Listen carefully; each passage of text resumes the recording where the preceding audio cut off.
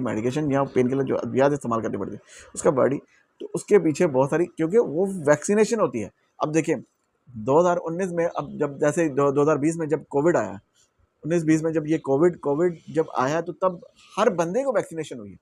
अब उस वैक्सीनेशन के साइड इफेक्ट तो हैं, ये तो नहीं है कि उसके साइड इफेक्ट नहीं है। तो ऐसी सिचुएशन में होम्योपैथी के पास ऐसी बहुत सारे अच्छी मेडिसिन हैं जो उसके असरात को ख़त्म करती हैं।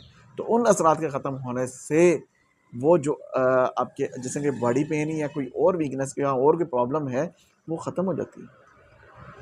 आप अपने चंद पैसे बचाने की खातिर बहुत ज़्यादा मेडिसिन इस्तेमाल करने को परहेज़ करें और ऐसी बिल्कुल भी अद्वियात इस्तेमाल ना करें जिनसे आपकी मज़ीद बीमारी जो है वो बढ़ सके। देखिए ऐसे में हार्ट अटैक का होना या दिल का या जिगर की प्रॉब्लम होना या लीवर उसका किडनीज़ का मुतासर होना या यूरिनरी ट्रैक्ट की प्रॉब्लम आना या एंग्जायटी, डिप्रेशन या बहुत ज़्यादा ऐसी दूसरी बीमारियों का लग जाना, ये आम हो जाता है, ये आम बात हो